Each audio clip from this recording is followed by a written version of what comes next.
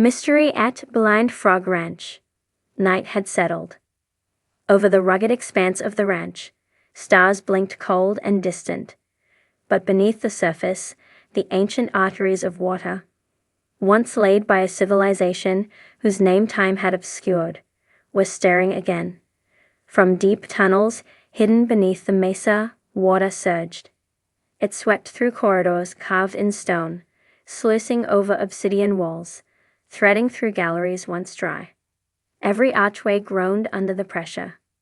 A single fracture cracked open, and water shot forth like a living blade, carving new paths, cascading downward, filling each trench, each shaft, each drain. Above ground, at the ridge where the Ollinger's drilling crews had breached the rock face days earlier, faint tremors vibrated the earth. The spot where they had detonated charges was now the heart of a flood. Not rain, not infiltration, but a torrent drawn from hidden channels that no one had acknowledged until this moment. As the water broke free, it raced downhill. It boiled through walls, carved stone, converged in gullies, and thundered across the compound. The pond that had seemed so unremarkable in daylight grew wild. Its edges lapped at the berms.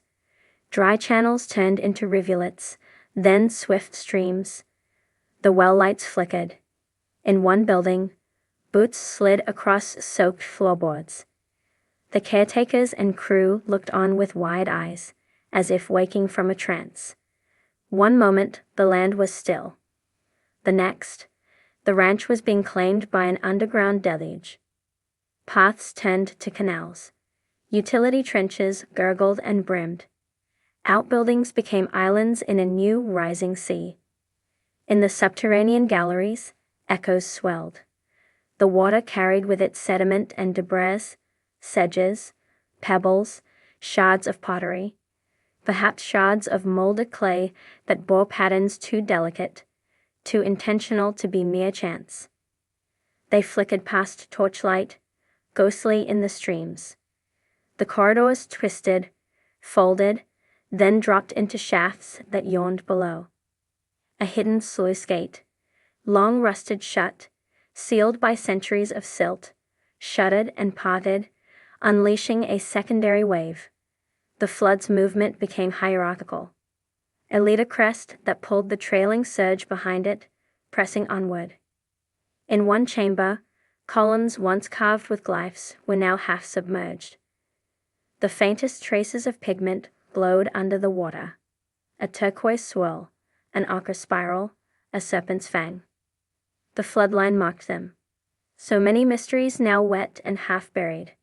Outside, the ranch's defenders mobilized. Men dashed into the rain-slicked dark, flashlights slicing through splashes. They scrambled to plug leaks, erect hastily made dams, redirect water with sandbags, but the force was relentless. The flood found every crack. One wing collapsed under soft, saturated soil. A barn door gave way.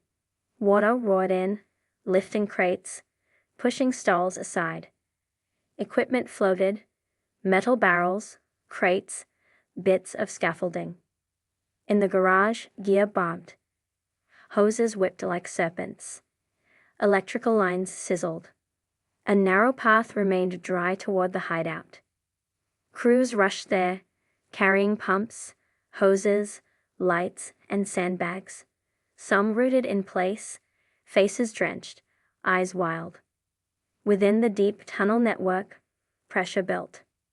In a narrow corridor, the water pressed from both directions, one way from the breached face, the other from the distant subterranean aqueduct.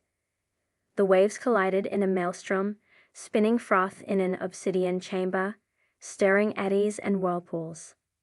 Ancient stones fought back, stones polished smooth by flowing water now groaned, shifting in response. Then a crash. A ceiling beam gave, sending rock and mud slithering into the current.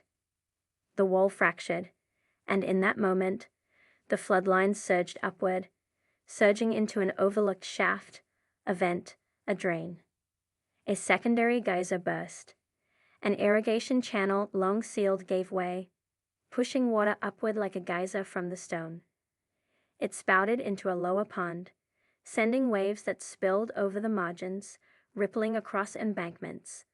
One of the subterranean chambers, thought to be a sealed-off corridor, began to breathe. The water filled it, dark and liquid as obsidian. It drowned stairways, swallowed alcoves, submerged carved pillars, and left only the arching silhouette of gallery doors just above the water. The path forward faded beneath the flood. On the ridge, someone looked across the rising chaos, a flood of unknown origin, a network of waterways born of an ancient people, a system engineered to control, to protect, to hide. Now awakened, it responded, agonized and alive. The ranch was no longer solid ground. It had become a vessel afloat on an unseen sea. Channels cut by man and nature converge. Every trench and crack served the deluge. It was the Aztec waterways flooding the ranch. No myth, no legend, but living phenomena. From the cavern mouth, cool currents bubbled upward. Floodwaters entered every known and unknown conduit. Below, passages once dry became submerged rapids. Above, the land soaked, fed, and surrendered. The night was thick with the sound of water, throbbing, rushing, gurgling, howling. The ranch trembled under the assault. The flood bore none of the livestock away, yet, but threatened structures, equipment, and the ambitions tied to every drilled shaft and mapped cavern. At the heart of the hideout, a pump station engaged, motors whined, hoses sucked. But the inflow exceeded the outflow. The pumps strained. Water dripped from ceilings, sloshed along floors, crept through seams in doorway frames. Yet somewhere in the deep, a tiny beacon floated. An acoustic homing device that had been dropped into a borehole earlier, now riding the current. It bobbed and pinged its location, caught in cross currents. Up above, hydrophones strained to pick its echoes. It moved erratically, as though the flood had pulled it into a labyrinth of branching tunnels, twisting conduits, dead ends, and secret sources. The ranch defended. The flood advanced. Each small victory, sandbags, pump jets, diversion ditches, was ephemeral. For the water was not a storm, it was a revelation. Ancient engineering finally asserting itself, redefining the man-made surface as subordinate. Subterranean, the aqueduct revealed itself. A main conduit, a channel ringed by stone blocks, cut flush, running along a submerged gallery. Its ceiling arched overhead, carved in perfect curves. Rooted in walls, spouts faintly visible, now dribbled into the main flow. The current around it raged. Sediment cascaded, forming eddies around the lintels and jambs.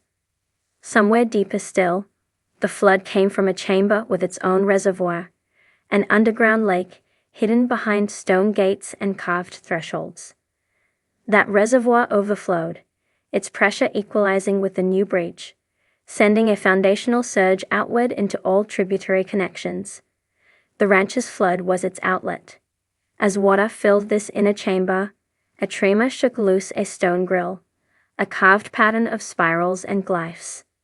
It tilted, fell, and became a barrier in the current, redirecting flow into yet another tunnel, one previously unknown. The flood adapted, rerouted. Above, dawn threatened. Gray streaks tinted the horizon.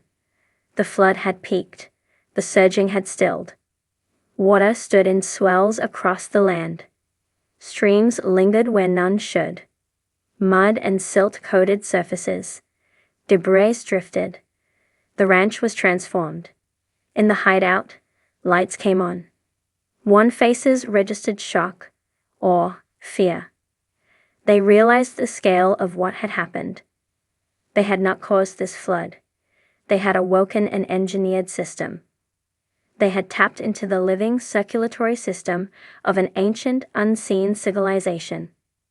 On the ridge, a silhouette stood, scanning the waterlogged domain. He thought of the beacon, now somewhere in the dark, winding tunnels. He thought of the gold chambers, the ancient caverns, the glyphs half submerged. He thought of the code buried behind the stone. He thought of the weight of history, now pressing upward in water. A new plan would be needed. But first, the flood must be addressed. Channels carved.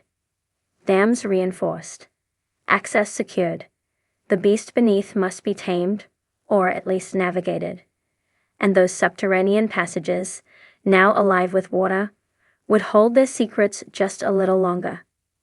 A low resonance vibrated through the crushed sandstone beneath the desert night, as though the earth itself was stirring from a long sleep. The sky hung dark and weightless, stars glinting like distant embers, but the calm was false. Deep underground, hidden arteries of water long sealed by centuries of silt and stone began to stir. The old Aztec waterways, once conduits of power and ritual, reactivated. At first, only a tremor whispered through the bedrock. Then a trickle, coast-like, as if a sluice had been cracked open somewhere below the mesa. That trickle widened into a stream, and the stream swelled into a torrent. In chambers beyond corridors never charted, pressure built. Narrow tunnels strained, joints flexed. Water roared through secret galleries, uncoiling like a living beast seeking an exit to the surface. Above, the ranch lay quiet, its stables, equipment yards, barns all still under the silent god of night. Beyond the visible ranch boundaries, the mesa cliffs rose like sentinels, concealing the ancient network beneath. The drilling operations that had scraped against the rock face days earlier had weakened a hidden barrier. Now that barrier gave. A breach in the rock face served as a relief valve for the subterranean flood. Through that breach, water gushed outward, exploding onto the surface with a roar that startled nocturnal creatures from their hiding places. It filled gullies and arroyos as it raced downhill. Dry washes became rivers. Low sections of land turned into transient lakes. Paths where vehicles once drove became submerged canals.